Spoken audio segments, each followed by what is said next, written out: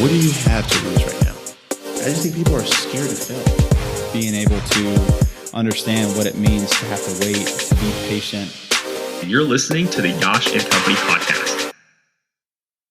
Hey everyone, this is Yashanka Chalasani, or otherwise known as Yash, and yes, you are listening to another episode of the Yash and Company podcast. This is the show where we learn from the world's best 20 and 30-year-olds.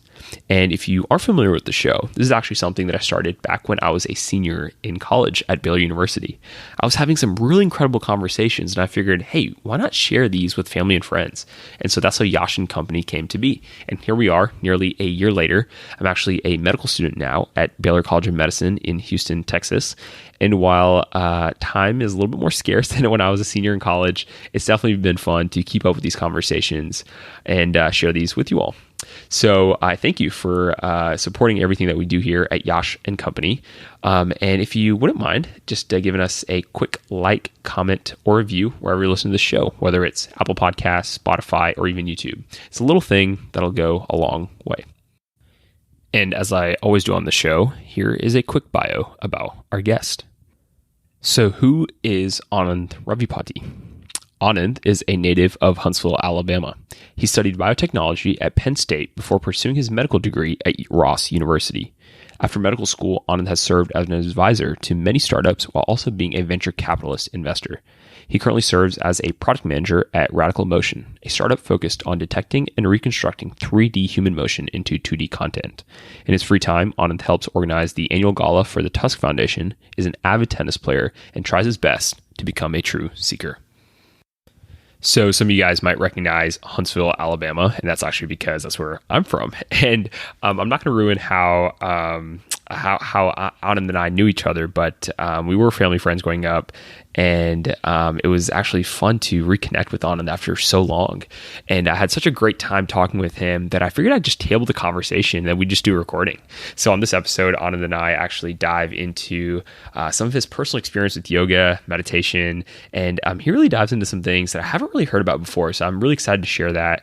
But we also dive into some other of Anand's interests, including space, supernovas, also some of his really fun experiences, including how he met Richard Branson, the CEO of Virgin Group, and how Anand actually plans to go to space. Anand also dives into a little bit about his work with Radical, as I already mentioned, the startup that he works for now, and a little bit about augmented reality and virtual reality as well. So this is actually a fun episode that pretty typical of all the other episodes that we do, where we dive into a few core concepts, but also a ton of other things as well. So without further ado, I hope you enjoy this episode with Anand Ravipati.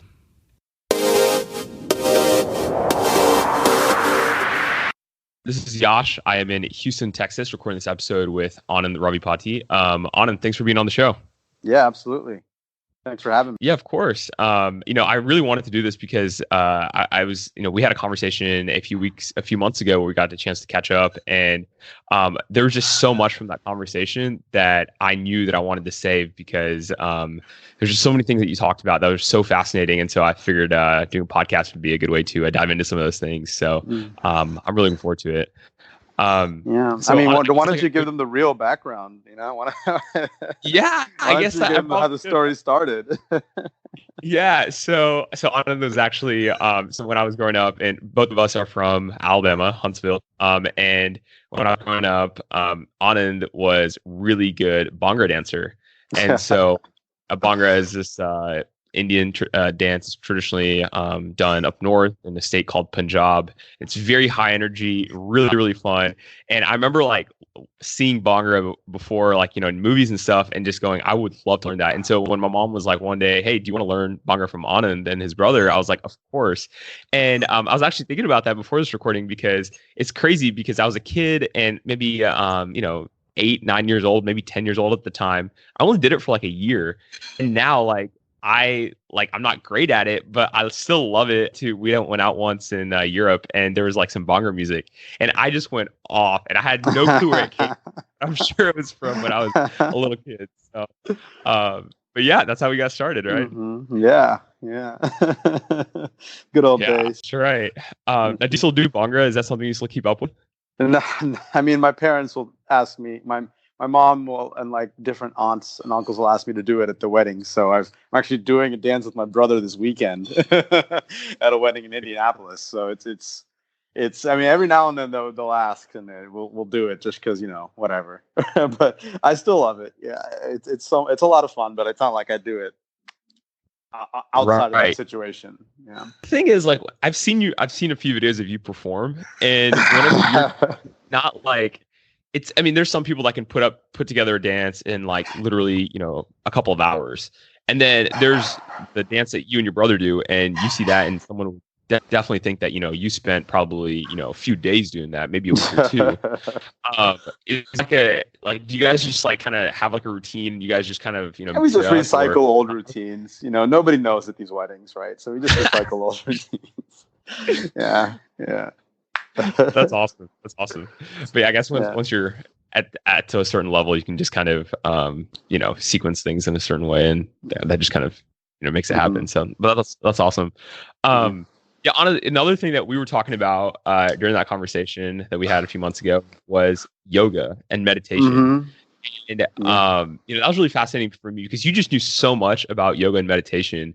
And that's something that I would say I'm kind of, I've gotten accustomed to, and it's been something that I do in certain parts of my life. I'll do it pretty heavily for a few months, and I just like won't do it another few months. So I'm really fascinated. Where did you start yoga and meditation? Where did that come about?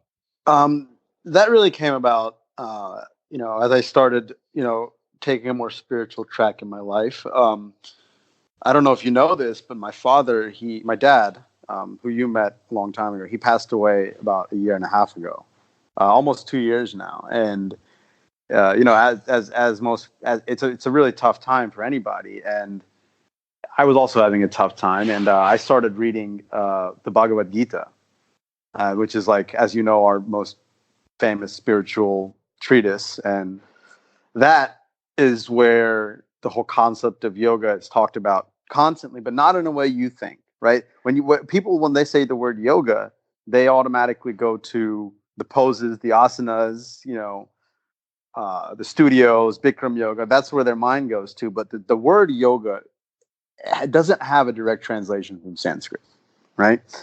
And if you read the Gita, you'll see that Krishna, the Gita is a conversation between Krishna and Arjuna.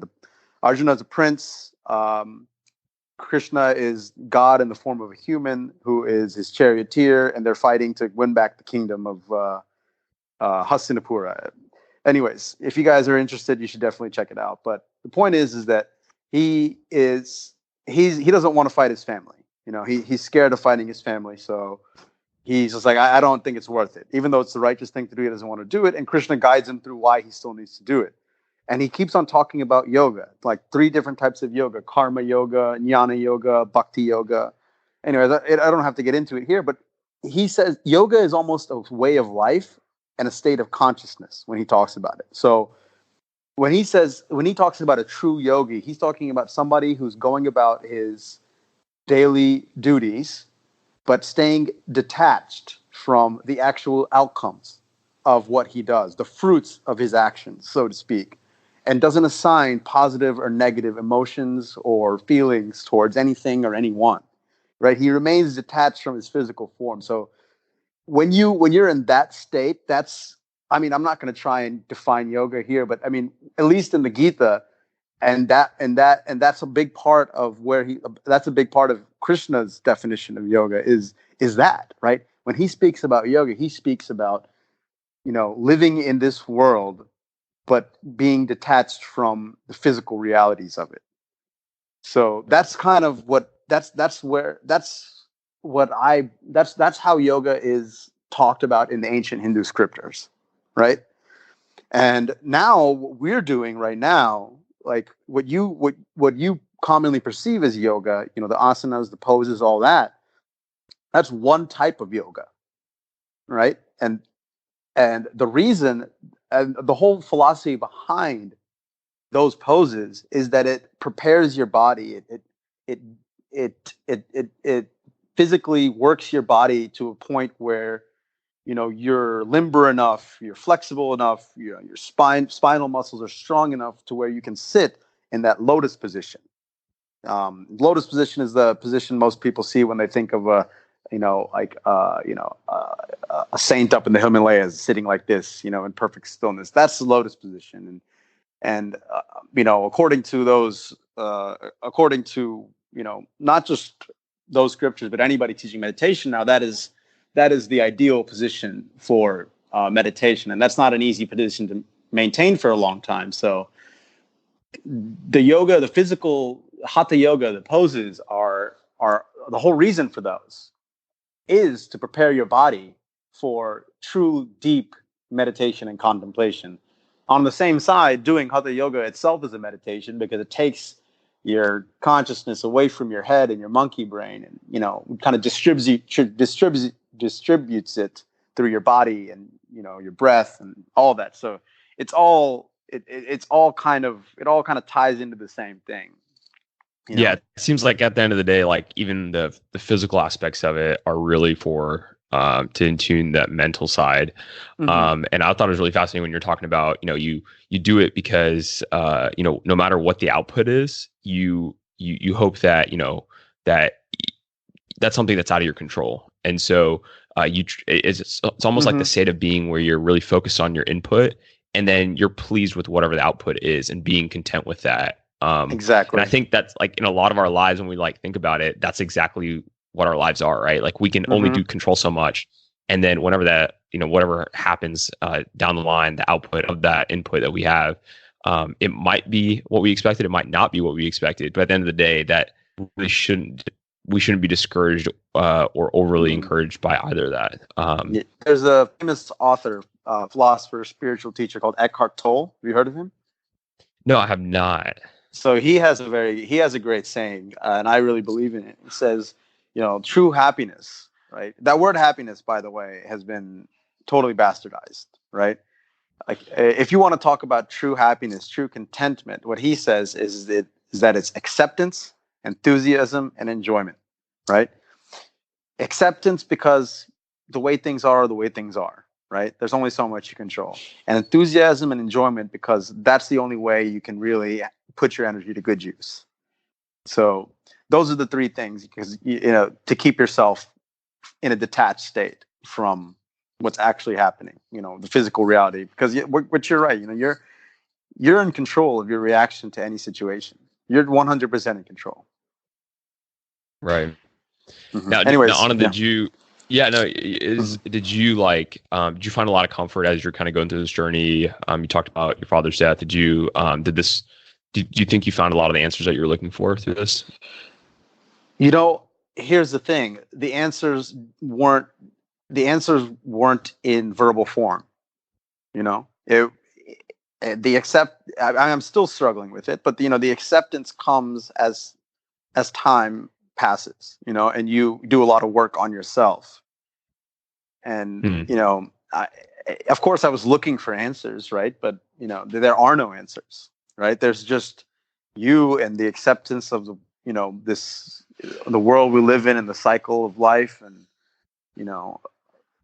your responsibilities and duties as a person, as a family member, as a member of society. So I will say that reading the Gita, reading all these books by Sadhguru, reading a lot of reading Eckhart Tolle's books, just really studying more about soul, meditate and meditating deeply for extended periods of time. That really helped me. And it's not like it gave me any answers, like verbally, that I can repeat to you, but it just kind of, gave me more sense of peace. And when we were talking last time, you did mention that you meditate pretty frequently, almost every day. Yeah. And yeah, go on. Sorry. Yeah, no, it's just one of those things that I joke around about. It's like, like when someone asks me, do you meditate? The answer is yes. But in reality, like, it's not something I do consistently. And it's something that I struggle with, because, you wake up and the next thing you're kind of on your game. And if you can't create those 5 to 10 minutes, it's easy to skip out on the meditation. And so I was just kind of wondering, how do you kind of incorporate it? What does that look like for you in the mornings? Well, currently, right now, with the state of work and being a early stage company and raising our seed round and dealing with uh, uh, some pretty significant growth, it's really hard to make time for the necessary things. And in the traditional sense of the word, my actual sitting down and putting on meditation music and really getting into it like for 10, 15, 20 minutes like that's gone down to about once a week, but that's not the only way to meditate. Like I have on the morning every day when I take the subway to the office, I have a form of meditation, and it's saying these Hindu sayings that I've been saying since I was a little kid, these little prayers, right? And I say those while I'm on the subway, and I also listen to music, right? Like spiritual music, meditative music, and that is kind of my form of daily meditation when work is like really crazy, you know. So, and then usually when I get home, I'm so tired that I don't have any. I just have to throw on some Seinfeld and and pass out that way. So it's but yeah, I mean they're different. So that's the thing. Like if you get caught up in thinking that there's only one way to meditate, then you'll feel like you're not. Then you feel like you're shortchanging yourself. You'll criticize yourself for not prioritizing right. But there's plenty of books out there. One of them is called Inner Engineering that you should definitely check out. That talks about different types of meditation, like waking meditation that you can do that can really help. And there's all sorts of books out there by really, really respected philosophers and spiritual teachers that can give you pointers and techniques and sadhanas or practices that will kind of help you maintain, kind of your inner peace and detachment as you try and fight every day. But yeah, you were mentioning earlier, like, right, like you were saying that meditation, yoga, that's like a state of being. So it's not something that like you said, you don't have to do it first thing in the morning. Even though like someone like me, that's kind of the way it like looks. No, it is definitely a routine is so important. Routine is so important, and having a consistent routine is so important. And if you can do it, absolutely do it. Like if you actually have the time, and we all have the time. It's a matter of us having the energy to put in the effort to make it that time, right? Because nobody owns you before the hours of 6 a.m. Nobody owns that time. No employee, no customer, nobody, no investor, no nothing, right? Before 6 a.m., that's your time to do it as you please. So you can get your workout in, you can get your meditation in, you can do everything you need to do before then, because nobody owns that time. But it takes an intense amount of discipline, and that's something that I try, but I struggle with, but it's a journey, you gotta try every day. And that's kind of the deal. But I would highly recommend, if you can, right, to make that routine, very consistent. But if you can't, there's all sorts of methods to continue. Yeah. And there's a great book for motivate yourself to be disciplined. It's called Discipline Equals Freedom by this Navy SEAL called Jocko Willink. He does a lot of podcasts. Like he has a famous podcast. Yeah. Yep. You should check that out. Yeah, you familiar? They're very long. It's hard to actually finish his. They're like 3 hours and 3 hours long. You like take like a week and he does it every week, which is really crazy. Yeah. But you should pick up this book. It's not really a book. It's more like a treatise, and it's like has like one topic that goes like for 2 or 3 pages, and they're really big words. But like I just pick it up and read one every day. I like read 3 pages, and it takes 15 seconds, and it's a good little like kick in the pants.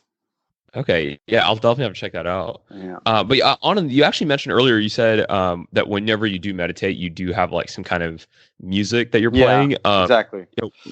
Where do you get that music? What does that look like? Well, like my family's followed this spiritual teacher since I was 8 years old, and he's world renowned for his healing and meditation concerts, and they're available on Apple Music to download. And I listen to that. So got it. He has, what are they called? They're just music. It's healing and meditation music by Swamiji. Yeah. Okay. Yeah. I'll definitely check that out sometime. Yeah, I highly recommend it. It really gets you into that state and really helps you focus on your breathing. And yeah, it's fantastic. Yeah, and earlier you were also mentioning that this is something that you really picked up, but it's not something that you've done for a long time. No. I'm just imagining yourself back in medical school. Do you think that if you did meditate in medical school, do you think that would have looked different for you, or maybe even as a student? Back when I was in medical school, I didn't take any time for my spiritual health at all. Right? I mean, maybe once or twice a week I would sit down and pray, but yeah, it was rare. I mean, you're constantly studying. It's Right. it's you don't have time for anything else. I mean, again, technically you do, but you really don't. If you did med school over again, right? Mm-hmm. Or if you imagine yourself being in medical school, do you think that it would have looked differently for you if you did meditate? I'm just kind of wondering what you think the advantages would have been. I think so. Absolutely. I mean, 1000%. I mean, you put less importance on. I mean, not less importance, but when you're detached, you're much more relaxed. And when you're relaxed, that's where real creativity flows. And a lot of med school and a lot of the more complicated coursework is a lot of problem solving, right? You have to diagnose a lot. You get a lot of case studies that you have to diagnose and work around through, even in your clinical, on the clinical side, right? When you're actually dealing with people, it's a high pressure situation. So, I mean, there's no doubt in my mind that would have helped. Sure. Yeah, it's just tough because whenever someone asks me about meditation, right, and I just tell them, I notice the difference between the days that I do meditate and the days that I don't. Yeah. But it's hard to tangibly measure that, right? How do you measure this, improvement in your life through meditation? And I personally haven't found a way to do that. It's just more of an inner state almost, right? Mm-hmm. The improvement is a word that's attached to ego, right? Improvement means getting better. That means validation. That means I need to see this material progress, right? And meditation is all about separating yourself from your ego. So to think that, am I getting better or getting worse is the wrong state of mind when you meditate. When you meditate, you're just trying to quiet your mind and you're trying to just be there, be present, right? So to think you're getting better or worse, when you have that attitude, you're holding yourself back from from what meditation is all about. So your ego is always going to try and attach milestones and goals and improvement, or if you're getting worse or better. And those are all positive and negative emotions and connotations, right? That a true yogi doesn't assign to people, doesn't assign to things. Right. So what you need to do is put yourself in the mindset that you're just doing it. You're making the effort. You're trying to explore, right? And whether you're getting better, worse, doing it for longer, doing it for shorter, that should be secondary. Yeah, no, that's also fascinating because as a competitor, as someone who's trying to stay at your quote unquote A game, right? You are tied to these I guess, how do you put it, things that like you said, they're part of your ego, right? But at the same time, those are some of the same things that kind of can propel you in situations when things look really tough. You don't look inwards, you look outwards, and you use that to kind of motivate you, right? Yeah. How have you found that that contrast between being true to yourself, being content with yourself, but at the same time trying to motivate yourself and stay on top of your A game? Well, I mean, that's the great thing is when the more you are at peace inside, the more you're motivated outside. It flows inward to outward. That's the way it works. If you're working on yourself inwardly, then it's just going to show. You don't even have to try. It just happens. You're just going to be on your A game. And you're not going to, winning becomes a relative thing. It just happens. Winning, losing, they don't matter to you. But the outcome that's going to keep your energy at that same level is what's going to happen. So if it's a really high energy, really peaceful, content state, then the outcome that will maintain that and feed into that is what's going to happen. Yeah, I like what you said. I mean, about, I'm getting a little reaching outward. ethereal here, but it's No, true, no, you know? you're right. Like it's no, for sure. And I think what I'm realizing is like there's a lot of work to be done on my end. And whenever There's a I lot of like work to read be done people, on everybody's end. Nobody's well, done of course, right? Yeah.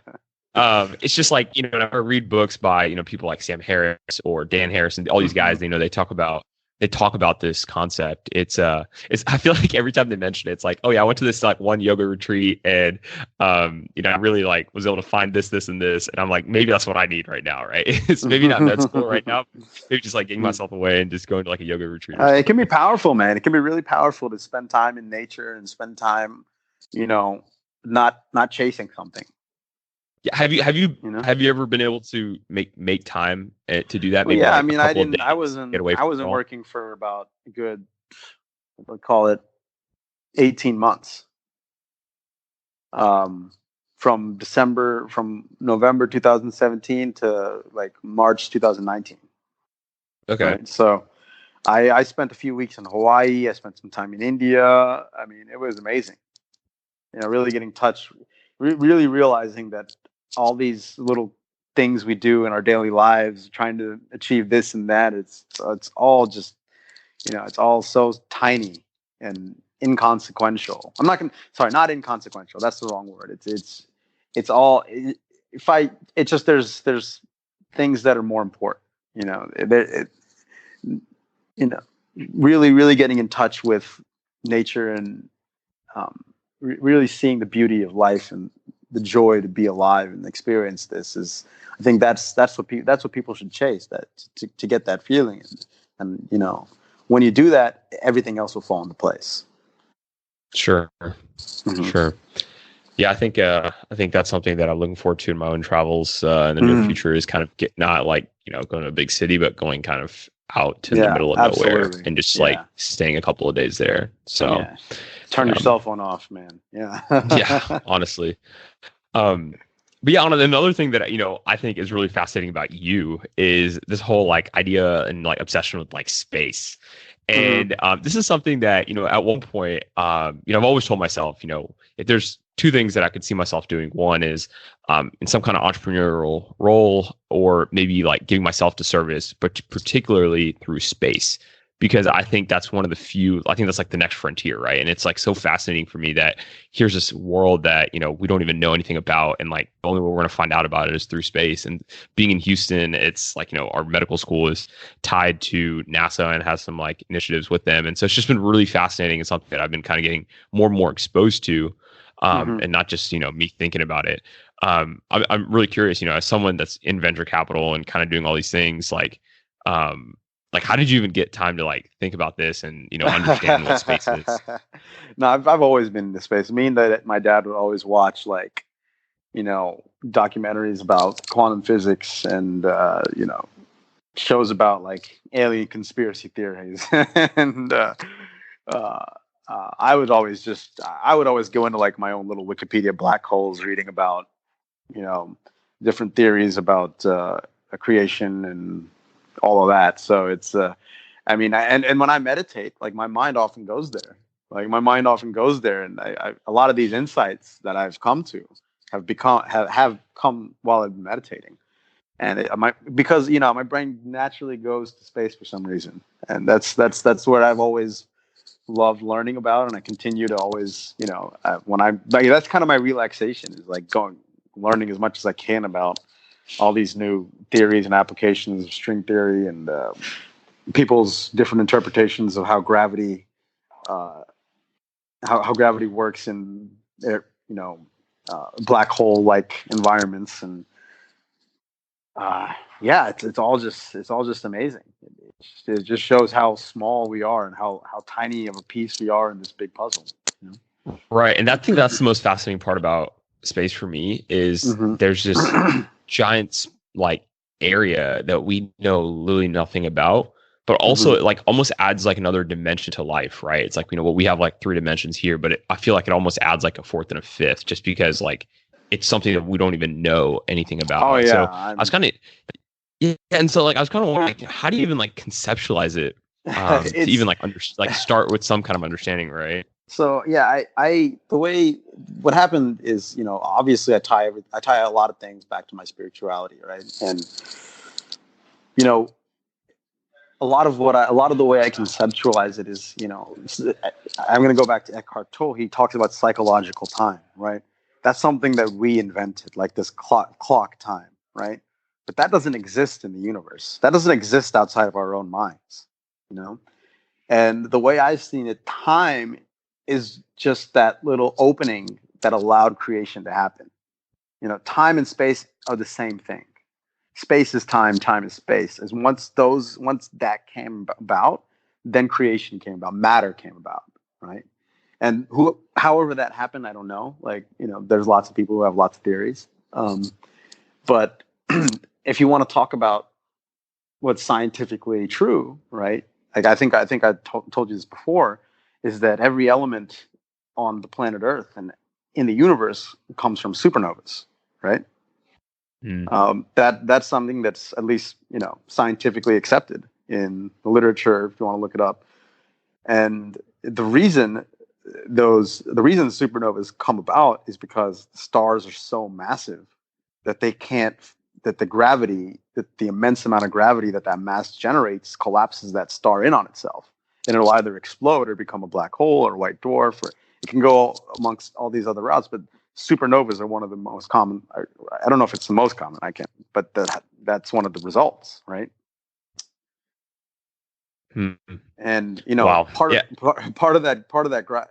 I also told you that fight, that struggle between gravity and that struggle that the sun has, where it's the radiation that it produces because of the gravity to fight that gravity from destroying itself. Like, that's what produces life.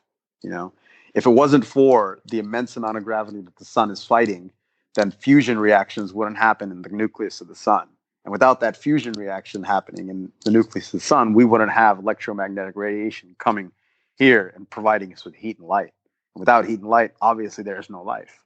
So it's a really beautiful circle. And then that gravity then destroys that star and then creates new life elsewhere. So it's quite fascinating. So it's fun to just dive in and learn as much as you can about all that. So yeah, no, it seems like, the way you look at it, you look at this entire like outward thing, and you can kind of conceptualize a lot of understanding of yourself through that, which as you were describing it, that's what I thought was really fascinating. Yeah. If you look at space, right, you have these, it's so massive. We can't even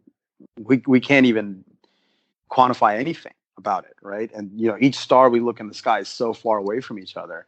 And if you look inside of our bodies, right, each atom, right, if you really look at it, is mostly space.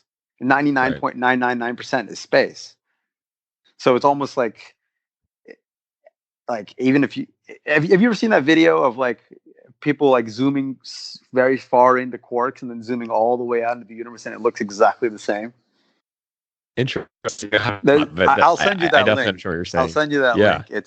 It starts off with a girl laying in the grass, and then it zooms all the way out, as far as the known universe is, and then zooms all the way back in through her eye to like the smallest cells and smallest atoms. It's a really cool video. You should check. I'll find it and I'll send it to you. Yeah. Interesting. Okay. Yeah. So now that you're in venture capital and you're kind of, or even in startup land, I'm sure that there is a lot of things that fascinate you about space. And I know for me personally, at least, like that's one thing that I'm really excited about, especially over the next like 30, 40 years. I think that we're going to know more about space than we have in the past. And it's going to not come from NASA, but it's going to come through private entrepreneurial efforts. Yeah. And so what are some things that get you excited about it? Because it's one thing to be out here in Texas and to just look at stuff online. It's one thing to be in the industry and to like know stuff and hear stuff, right? Yeah. So I actually was hanging out. I promise this is not me trying to toot my own horn or do anything. This is just just highly relevant to what we're talking about. But I was on Necker Island recently with Richard Branson and some of the team from Virgin Galactic. And I got to meet and hang out with them and talk to them about it. And it's almost like it's not yes, they're trying to make money from it, but it's almost like that's not the point. Right. from an investment standpoint, like I mean, you as an investor, right? There's certain metrics that you have to think about when you put money somewhere. Like IRR, investment, the amount of capital you put in, like it just there's all these different things you have to keep track of. But with something like Virgin Galactic, that all those mean nothing, right? Because they don't even know when they're actually. I mean, they think they're going to go this year, but it's there is a part of it, right? Because I think they partnered with I forgot who they partnered with recently to go public, but they are trying to take some money off the table. But that's more of a function of just reality than it is why they're doing it in the first place. But the space flight is an interesting thing. That's obviously the first most tangible application is to get people up there because everybody wants to go. I want to go. I signed up on the wait list, by the way, for the next Virgin Galactic flight. I got the opportunity to do that. Yeah. I mean, who knows? I mean, but that gave me really good motivation to make enough money in that time to do it. But yeah. I mean, what's the cost of it? What's the cost of a one-way trip there? Right now, it's like the current for the first flight, it's like $250K, and the second flight's going to be a little more. So, yeah, I got to hustle hard. So, okay, you already brought this up, so I have to ask you now. So you said you met Richard Branson. What are some things that really stood out to you about him? He's very interested in what everybody has to say, like actually interested in what everybody has to say. So he's still fascinated by early stage tech. He actually was very impressed with what we were doing and actually put me in touch with the social media guy. And we're in the process of making some content, hopefully making some content for him and the Virgin Galactic release with our tech, from a branding perspective here in the next month or two. So that's going to be pretty interesting. I mean, yeah, I'm a nobody, right? And he took the time to sit down, talk to me, so it was really impressive that he's still that engaged with us mere mortals. Yeah, no, it's I think one of the things that whenever I think of Richard Branson, the thing that I hear about or I think about a lot is his story about how he started Virgin Airlines and how he had he limited his downside to so little that it was like a no-brainer for him to start this company.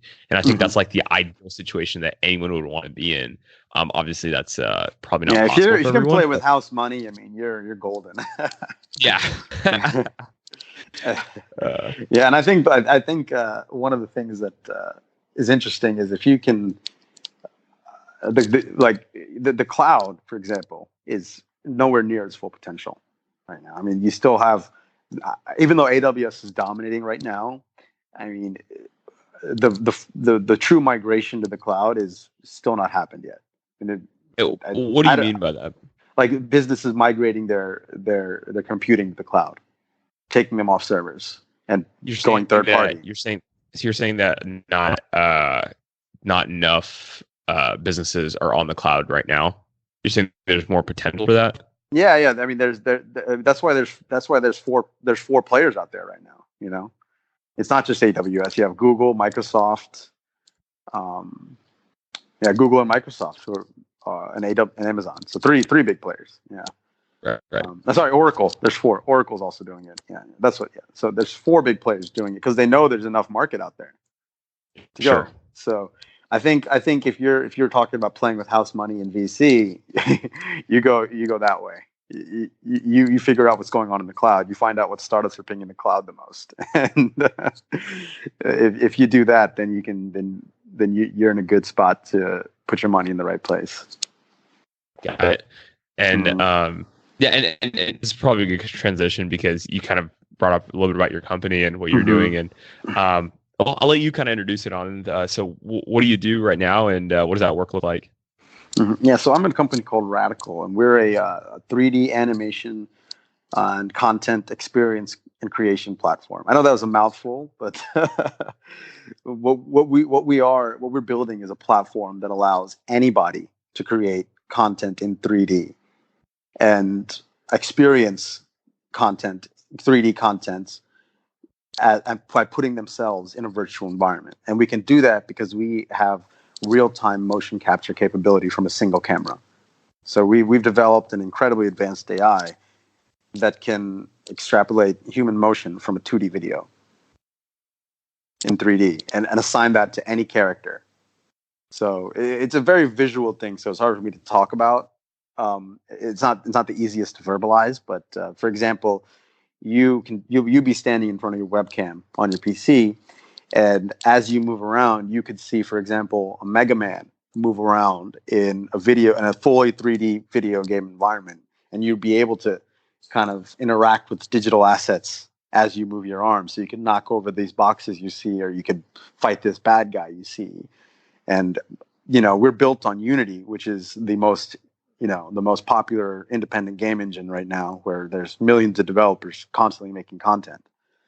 And because we're built on Unity, we can offer a lot of what's on the Unity asset store, and people can create their own environments, use their own characters to essentially create a gamified content creation experience, right? And sure. And you don't need to actually know how to use Unity. It's just an app you download. So on the other side of that, developers, people who actually have actual experience, can take our AI and bundle it into their own game, to where they can build a full experience around you controlling the character in a game. For example, a Star Wars game, right, where you are moving as Luke Skywalker fighting stormtroopers and other Jedis and whatnot. And I know it sounds like the Kinect, but it's definitely nothing like it, because this is a software solution, costs next to nothing, and the whole content environment is totally different today. You have you have an explosive indie gaming community out there. You have these incredible distribution platforms like Steam and the Unity Asset Store and Unreal Engine Marketplace. It just feels like this is a much better time for full motion control gameplay and experience to happen, right? Yeah, I think about as you were just kind of describing your company, I think about the story of Instagram, because Instagram, it was probably one of the companies that came in at the right time, in terms of right as Apple came out with the iPhone, and their camera was optimized, right? Like, it really allowed Instagram to take off. Yeah. And now Apple's push for virtual reality, augmented reality, it just it really allows for companies like you guys to really take advantage of those movements. And so that's actually where I was going to ask you, is because I feel like I know the difference, but I feel like it's still really confusing to me sometimes. And I know some people here that are going to be listening might not know. So what is the difference between augmented reality, virtual reality, and then what you guys are doing? So when people traditionally talk about VR, that's when they put on goggles and they're immersed in the environment, right? They're fully immersed in their environment. So look up and around, and what they see is what's being streamed into their headset, right? And they usually have controllers to move around and interact with their environment, right?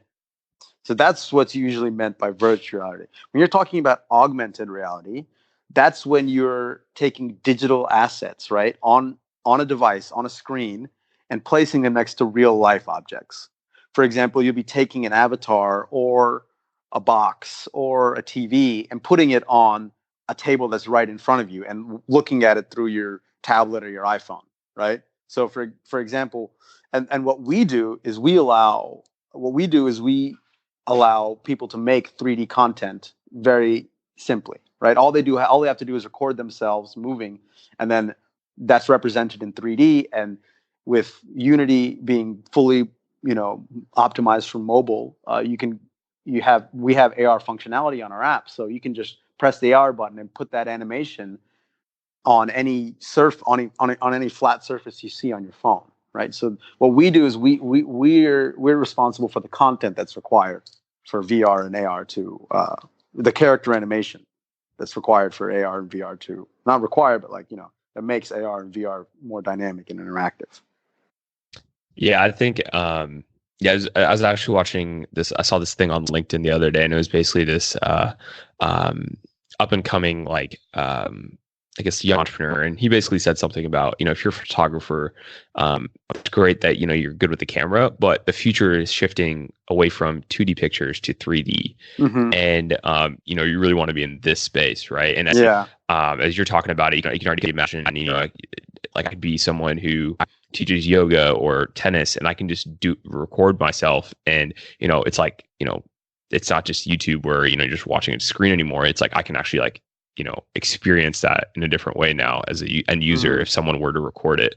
I feel like the implications are endless. So, what are you guys kind of targeting specifically right now? So currently, we're targeting content creation, right? Because again, that's the problem. That's the problem and the advantage, right? There are literally endless applications to human motion capture, right? And being able to do that in a very cheap and very easy way, right? But if you do that as a startup, as an early stage company with limited capital and resources and human resources, then you're not going to get anywhere.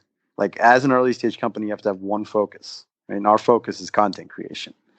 And there are a lot of companies out there who are trying to apply pose estimation and as a 2D pose estimation and other things, and to all sorts of different industries, like self-driving cars, physical therapy, sports, et cetera, right? And they're not, it's tough because they're not focused, and it's so that's a key as an early stage company, is to maintain your focus. And we're focusing on content creators and just your everyday. We view everybody as content creators, right? Even if you don't know anything about Unity or programming, to the most advanced indie game developers can use our platform to create pieces of content, interactive and dynamic content, gameplay, whatever. Yeah, so I guess like the space that you're in, right? This is kind of in the cusp of something that is very new, and 5 to 10 years from now, the world could look very different with virtual reality, more so with augmented reality, right? And as what the industry that you guys are kind of in. And so I'm really curious to ask. So one of my favorite investors is Peter Thiel, and he always says, and I don't know if you ever read 0 to 1, but it's one of my favorite books. And one of the questions he has in there is, he says, what's one thing that you believe that 99% of other people probably wouldn't? Right. And so, for you being in in this like up and coming industry, I'm really curious when it comes to that industry, what's something that, you envision that maybe others won't or don't see yet? Well, I don't know. I don't know how unique this belief is, but a world like Ready Player One is literally here already. It's a book by Ernest Cline that was made into a movie with Steven Spielberg, I think a couple of years ago or last year or something like that. And it's about a world where it's a dystopia, right? It's like, there's some disaster and everyone's poor, blah, blah, blah. But they live in a virtual world. Everybody lives in a virtual world. They put on this headset, and then there's this giant virtual world where they're interacting with other people who are as avatars and everything. That's already here. That's looked at as like that's like a vision of like a far future, but that's already here. And you said that as in, like we already had that in terms of an avatar, as in like almost like our Facebook profile, or you're saying I'm saying that literally turn into that. No, we have that as in you can interact with other people in a virtual environment in real time. That's already here. Right. In a different location. Like you could be hanging out on a yacht in this, the Caribbean with all of your friends, moving around real time, but you're all actually sitting in your basements. Wow. So you think that's already here. So you think that world is only going to increase even more? Exactly. Okay. Yeah. Do you see any like psychological, I don't know if issue is the right word, but definitely there's definitely implications. Yes. Yeah. And it's going to be important for the entrepreneurs of today and tomorrow to be conscious of that, and not try and I guess take advantage of the addictive nature of children to immerse themselves in a fake reality. But it's I don't know how to it's a very interesting question you ask, because it's it's really I don't know how to stop that, to be honest. Like, I mean, even today, kids are addicted to their phones. I mean, have you heard of Roblox? No, I haven't. Oh, yeah, it's this little game where kids can actually make their own games and play their own games with other people and interact and whatever. And that's actually kind of what we're building, but in a more interactive and cool way, I think. But yeah, kids spend like 3.5x time on Roblox than they do on YouTube. There's 100 million monthly active users on that platform. It's insane. Wow. Yeah. Kids. I mean, kids are always on their screen these days. I mean, social media today. I mean, the psychological fallout from that has been increased depression. Kids wanting their plastic surgery to look like their filters on Snapchat. I mean, it's insane. So, could these people have foreseen that? I don't know.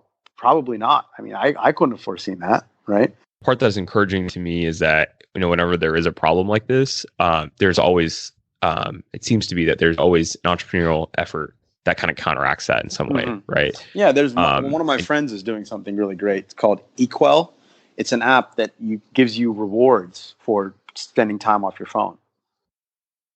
So you press the button on your phone, and the longer it's active, the more points you get, and you can trade those points for, like a free Soul Cycle class, or a smoothie somewhere, so like offline rewards, right?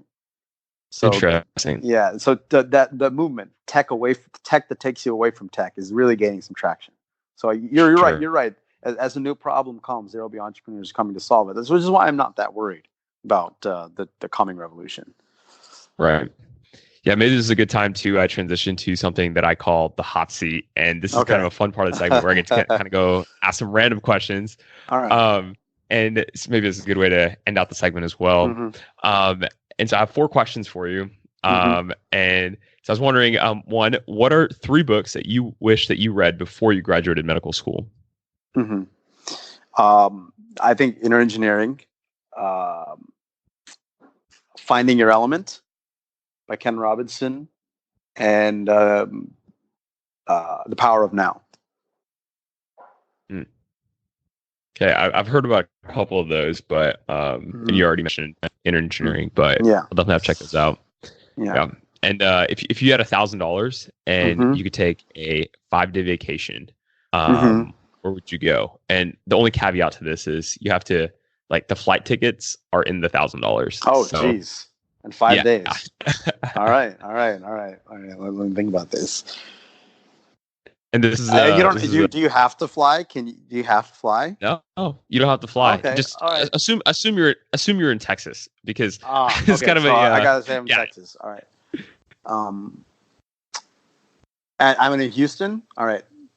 So I would probably go to the banks of the Rio Grande. Is there nature around? Is there like a bunch? I'm picturing myself. I'm doing this as someone in Houston, right? And I have to make $1,000 last 5 days, including transportation. This is basically me after I finished term 1 of medical school. Okay. So I'm just looking for a way to get out. So no. I got it. Perfect. I got it. Mount Zion, because you can drive there from Texas. It'll take you like 15, 16 hours, but you can do it, right? 2, there's lots of like really cheap campsites and stuff, and like hostels or whatever to stay in. And 3, it's just unbelievably gorgeous out there. You can see the Antelope Canyon. You can see, I mean, it's unbelievable. The nature and everything. So yeah, boom. There you go. You're welcome. I love it. I'll have to look into it more. That's awesome. And then the last thing I have for you is, this is probably the most Yashanka question you'll probably get. But, what is the best supplement that you've ever taken? The best supplement I've ever taken. Or maybe something that you take now. Yeah. I mean, I eat these protein bars after a workout. They're pretty awesome. Metrics. Yeah. I mean, does that count? Or are you talking about like a pill or powder? No, I think that would count. Is there a pill or a powder that you would recommend? I haven't done the protein shake thing since I was like in college, and it's called Isopure. They were really good. It's really good stuff. Okay. Isopure. Gotcha. I don't think I've ever done the pill thing before. Gotcha. So you don't really do any of the, like, apart from like working like protein. Do you take any other supplements or? No. But but this is not anything you guys have to worry about. But there's something called Nutrafol that's good for like keeping your hair healthy. When maybe 10 years down the road, 15 years down the road, we need to look into that. Dude, I actually have heard about this. Is this the one that's like, is this like the all natural? Yeah. It's a friend of mine that founded it. Isn't it like super expensive? Yeah, it is. Yeah, I think it's like $90 or something like that. For a how many days supply? I think 45 days supply. I don't quote me on it, but yeah, a good friend of mine founded the company, so I'm just giving him a plug as well. Interesting. I had this was an awesome conversation, and I know. Yeah, man, I really had fun. But yeah, thanks for being on the show. Of course, man. Yeah, thanks for having me, man. It was awesome. It's good to finally reconnect and catch up, and really, I'm really proud of what you've made of yourself, man. I'm excited to see what the future holds for you.